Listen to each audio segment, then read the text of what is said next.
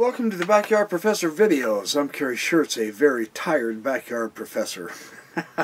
I have been fighting the wind and the snow and the cold and plowing and snow shoveling, and now that I've boo-hooed and whannied, I'm going to do this video because I suspect tonight could be stormy and I'll probably be snow plowing half the day tomorrow, and I don't want to lose this opportunity, so I'm going to produce another video or two for you.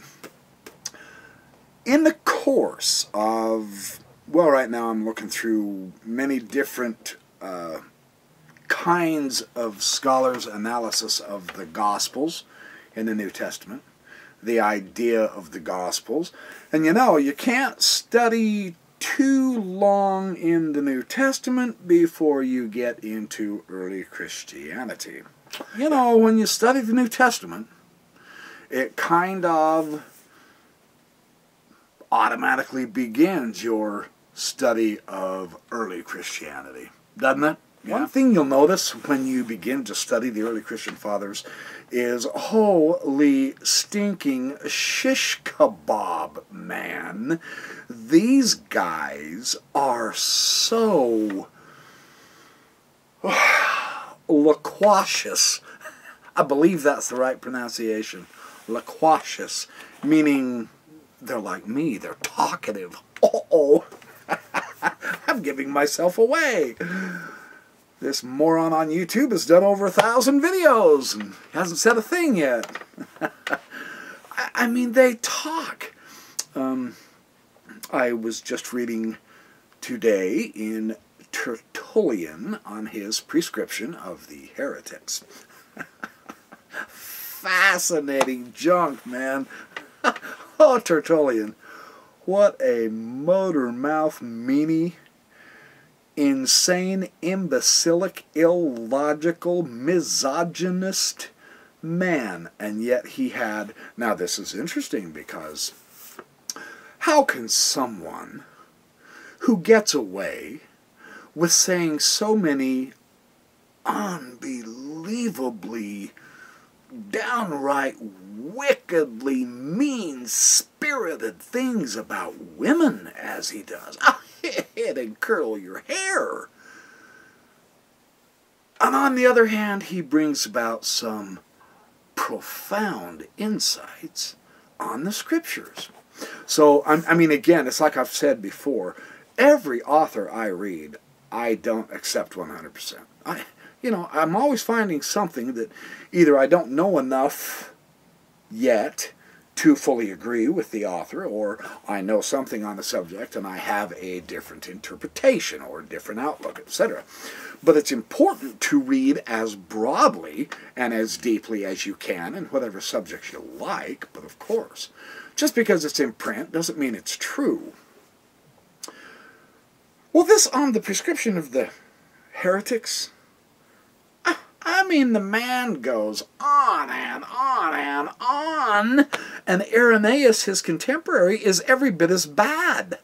These guys just flow with words, and after a while you're going, what the hell did I just read? And you're 9 pages down the road.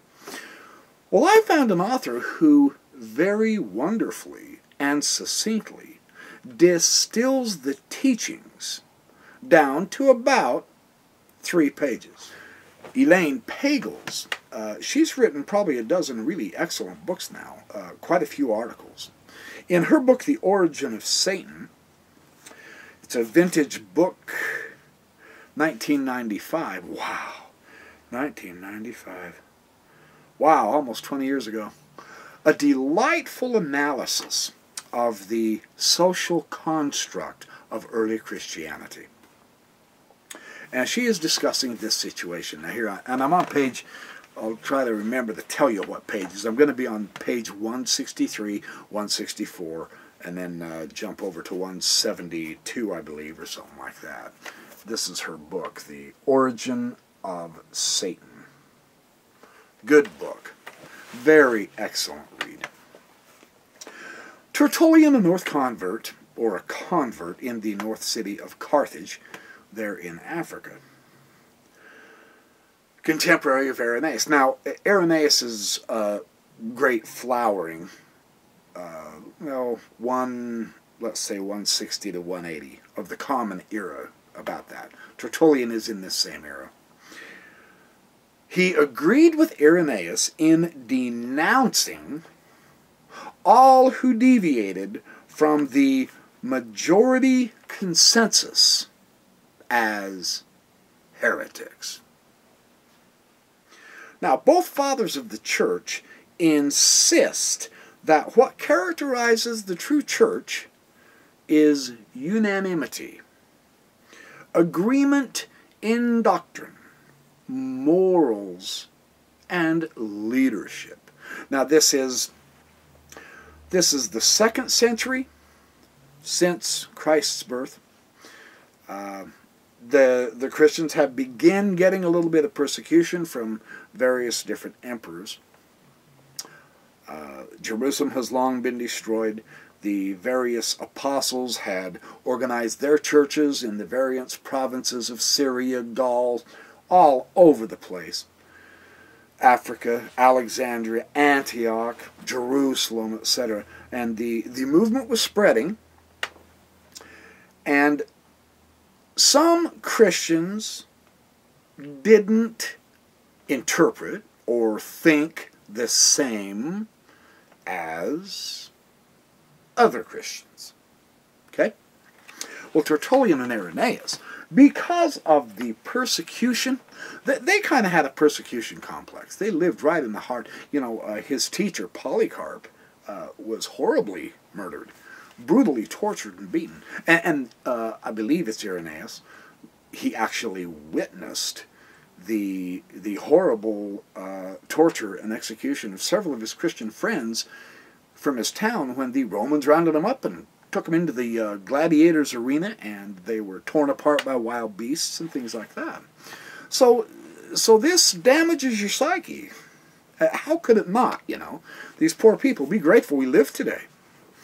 We live in a great time, a great era. Be thankful for our freedoms. I'll tell you what, the freedom to think, the freedom to believe, the freedom to live free, the freedom to pick whatever job we want to pick, or drive whatever car we want to drive, or read whatever book we want to read. People have not always had these freedoms. We live in a great age, man. Well, anyway, if you didn't belong to the largest group, and if you didn't agree or interpret a passage of Scripture the same way as the group that had 20, then you were a heretic. Because your group only has 11 that belong to your group and believe what you think, say, the Gospel of John means. Therefore, you're the heretic, and we are the Orthodox, because we have more people who believe the doctrine. Such, how can I say this charitably? Such stupid logic is astonishing in that it convinced millions of people, hundreds of millions of people, through the millennia. This foundational logic of, hey, there's more of us than them, so we are right, because of course we say so. And that means you're heretics. And a deeper, a more disturbing, and a much more divisive, vicious device that the majority, of course, employed was, well, hey, since there's more of us that think alike than those of you who think differently than us, then of course God is with us. And that means you're from Satan. And these guys go around anathemizing each other over the stupidest things over the dumbest issues, we look back at them and we go, for real? Are you kidding? This is the foundation leadership of Christianity, folks. You can read this yourself. It's breathtaking. Well, Tertullian also advocated, he says, Christians should all speak and think the very same things. Whoever deviates from the consensus now is by definition a heretic. Horror. And it's very interesting because Tertullian himself points out that the Greek word heresis means to make a choice. The basis of being a heretic is making a choice. Is that astonishing or what? This is fascinating. I read this today in Tertullian. Tertullian notes that heretics usually pride themselves on the points at which they differ from the majority, regarding these as evidence of their own deeper insight. So he says sardonically, he says, wherever they hit upon any novelty, they immediately call their presumption a spiritual gift, since they value not unity, but diversity. Consequently, most often they are in a divided state themselves, being ready to say, and indeed, quite sincerely of certain points in their belief, they're ready to actually say, this is not so. Or else they'll say, I take this in a different sense. Or else they'll actually say, I do not accept that. In other words, they're thinking through the questions and the issues that are concerning the people in the neighborhood or the people in the church or whatever. And these are their fellow Christians that that Tertullian and Irenaeus are complaining about. These are not the pagan, heathen, Gentile bastards doomed to hell anyway because they are not of true Israel. No, these are their own brothers and sister Christians. Tertullian insists that making choices is evil. Wow. Since choice destroys group unity. Based on how Tertullian interprets that, you see. Well, to stamp out heresy, Tertullian says church leaders must not allow people to ask questions.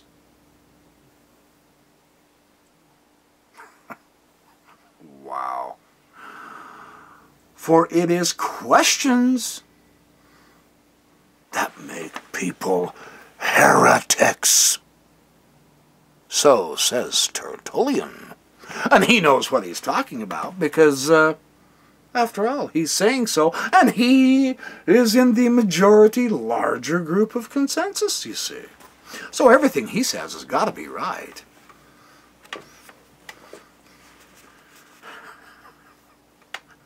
Wow.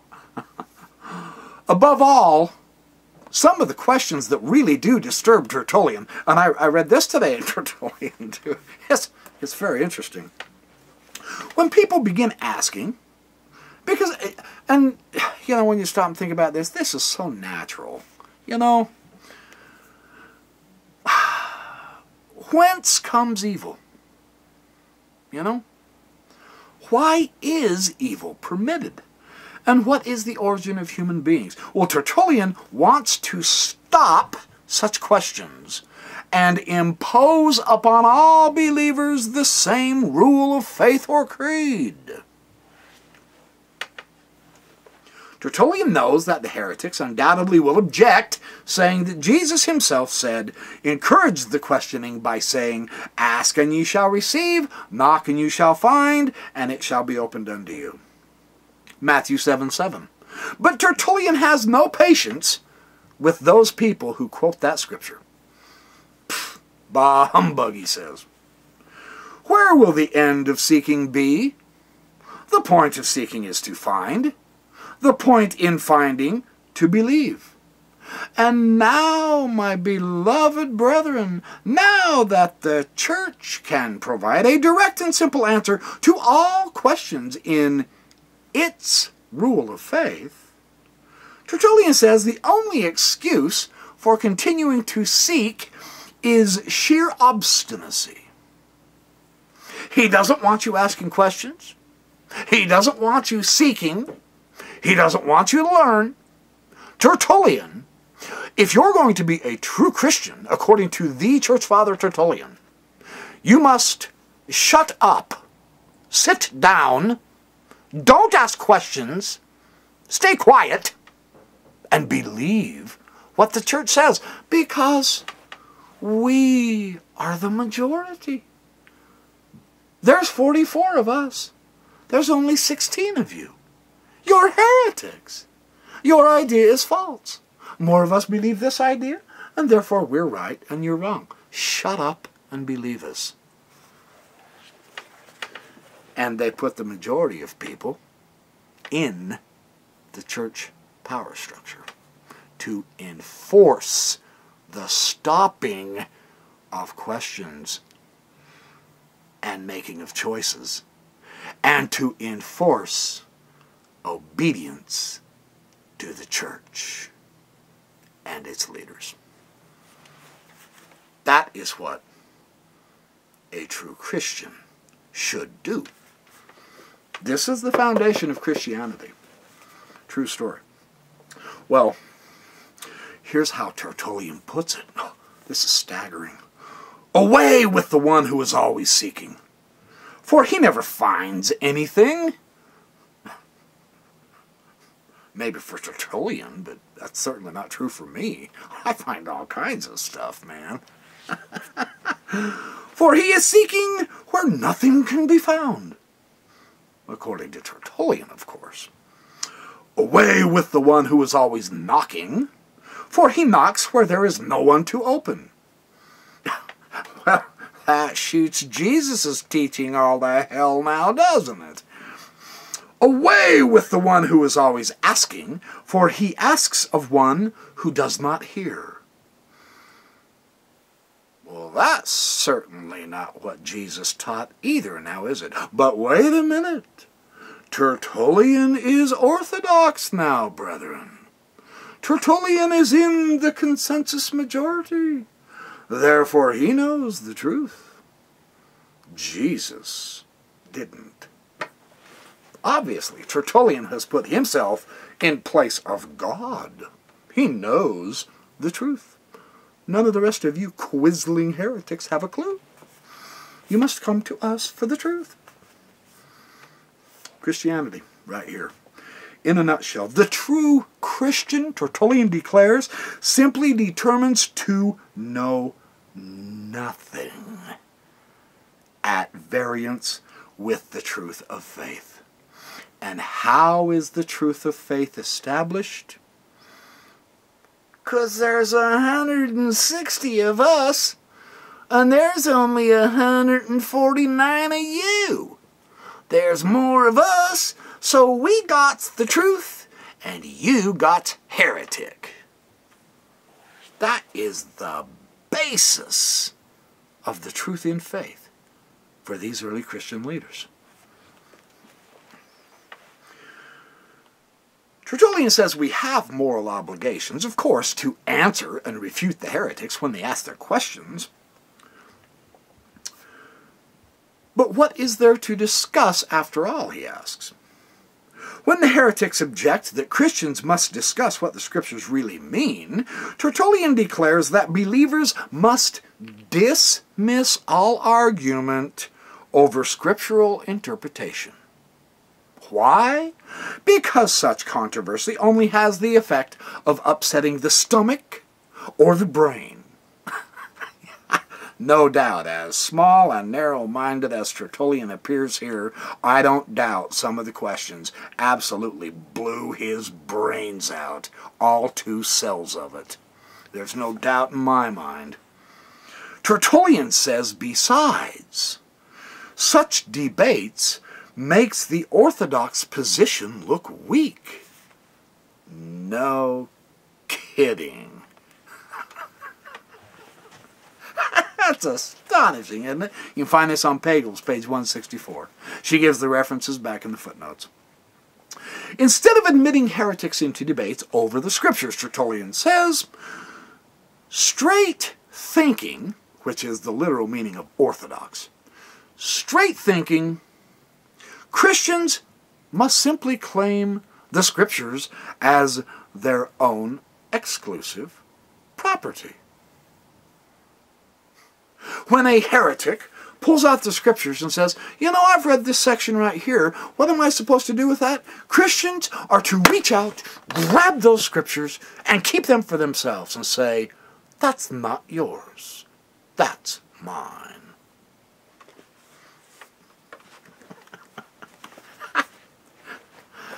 Are you as stunned as I am yet?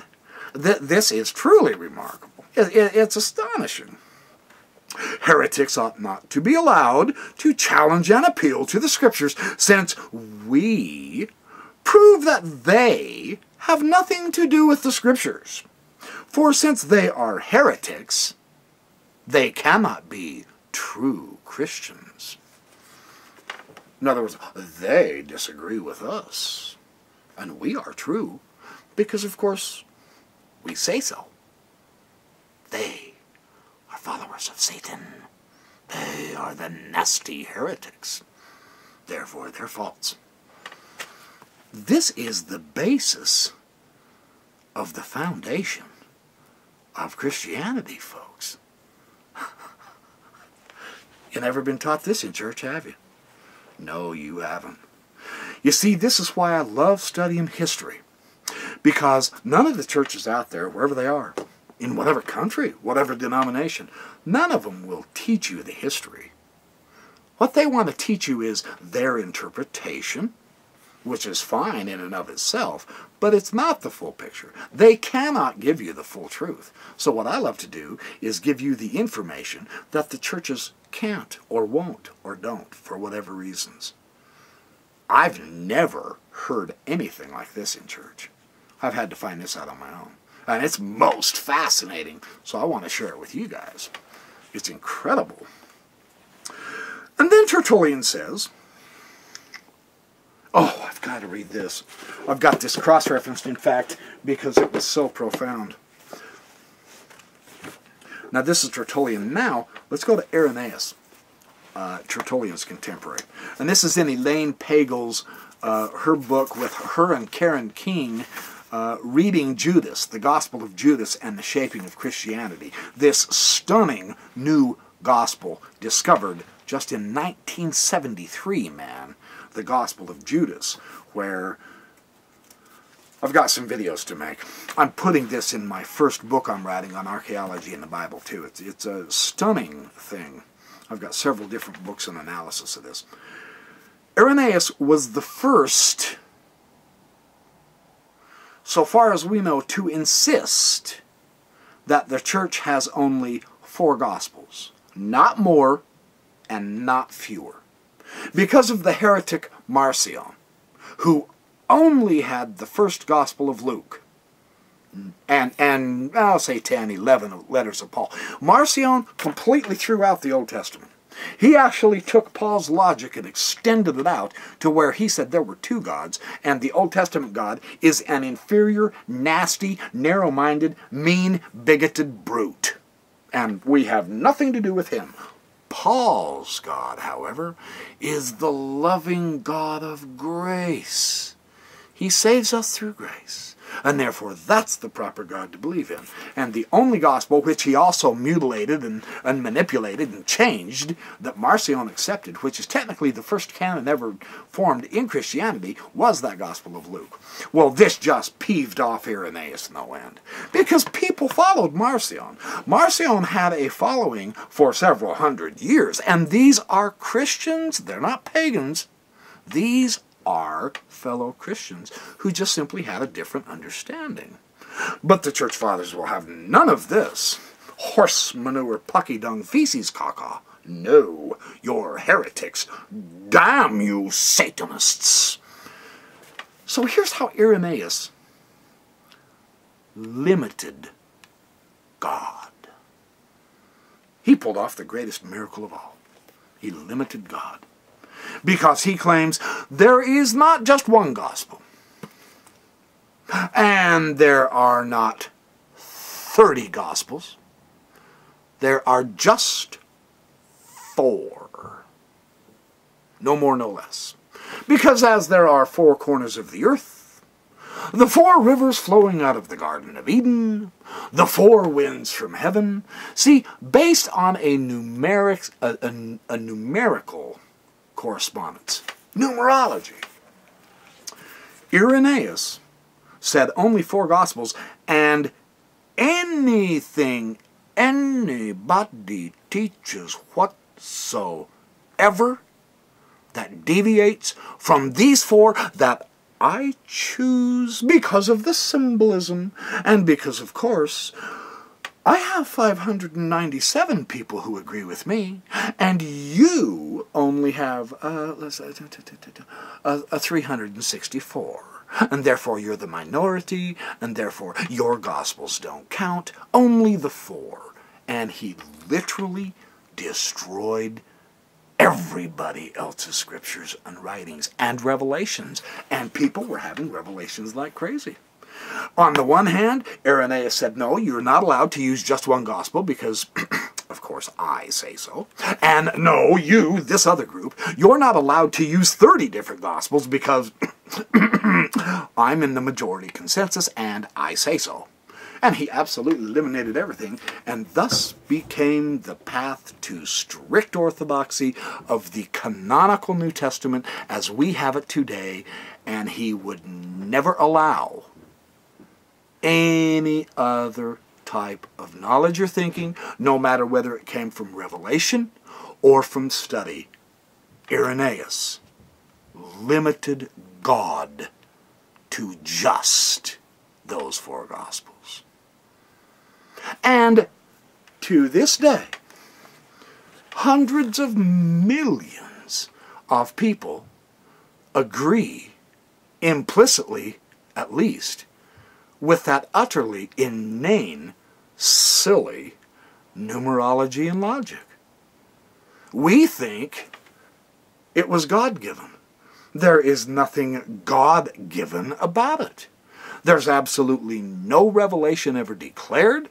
Jesus never came in a vision to Irenaeus like he did with Paul and instructed Paul, or took Irenaeus to the 3rd heaven like he did Paul. Jesus never came and revealed anything to Irenaeus like he did Peter, like he did Mary Magdalene at the resurrection, like he did John for his revelation on the Isle of Patmos. Irenaeus had absolutely nothing but a majority consensus to agree with him, and he is the one that set that limit. And we're fools enough to think it's still valid. That's the basis. It is strictly politics that got those 4 Gospels in the New Testament. We know now easily there's at least 80 Gospels. I mean, Helmut Kester, in his book on the analysis of the ancient Christian Gospels, and several other scholars, now Elaine Pagel's among them, Bart Ehrman has discussed it in his book Lost Christianities and Lost Scriptures and so on and so forth. I mean, Schleiermacher, I think that's how you pronounce it, with the New Testament apocryphal materials now coming out, there was lots more than just these 4 Gospels, man. But Irenaeus found a way to limit God. And Christianity has been suffering ever since. And the astonishing thing is, based on that kind of silly logic, is we really think we have all that's necessary for salvation. But that's not God's teaching. That's Irenaeus' prejudice against trying to eliminate heretics on both sides. And he largely succeeded. Except for those of us who were better informed, of course. So anyway, the inspiration as Tertullian, I'm back in the Origin of Satan on page 165. Of course, the heretic's inspiration, according to Origen, is but, of course, your father Satan. You know, label him heretic, Satanist, cultist, label him. And then you can damn him, whip him, kill them, and burn their writings besides. Kick their wife and kids out in the wild world and let them fend for themselves. Better yet, you need to entertain the local yokels, grab them and throw them in the football stadium and loose some lions on them. In place of choices, questions, and discussions, honest, heartfelt discussions of scriptural interpretations, listen to what Tertullian says real and true Christians should do. He says, you must have a unanimous acceptance of the rule of faith. And to ensure this, both Tertullian and Irenaeus, as Pagel shows in her other materials, demanded that it is obedience to the proper succession from the apostles that you must adhere to. Tertullian, if I can find this in this other book, not Tertullian, I meant Irenaeus. Boy, I get the two confused, don't I? Let's see. I just found this reference. Oh, yeah. Yeah. Irenaeus taught, in his day, 180 of the Common Era, that the pure sacrifice, now in his day, only the church offers. Keep that in mind. Because in her book on the origins of Satan, Tertullian says, oh, I hope I can find this. Not Tertullian. I keep saying Tertullian. I meant Ignatius. Or Irenaeus, I meant.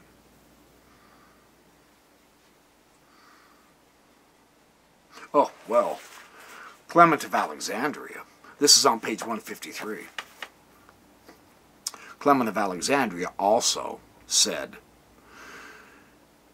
the remedy is for everyone to submit to the priests.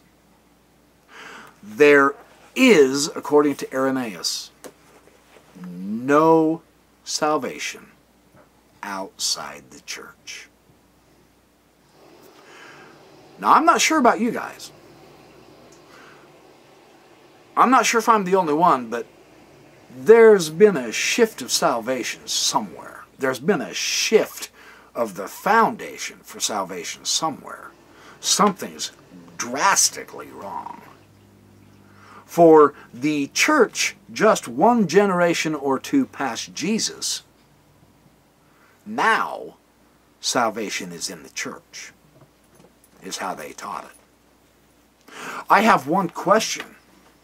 If I was living back then, I would propose to Irenaeus, or Tertullian, or whoever, Clement of Alexandria, whichever one of them. I would ask them, if salvation is only through the church, is it the church that was crucified on that horribly cruel cross? And did it shed its blood for my sins? That would be my question. What Tertullian and Irenaeus have done is they have rendered irrelevant and superfluous Jesus.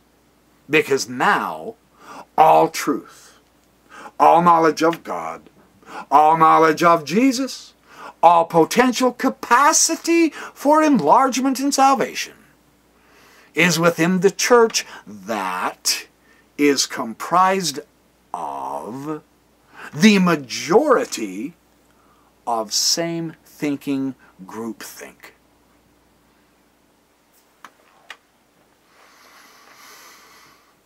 This is the foundation of Christianity, right from the early church fathers.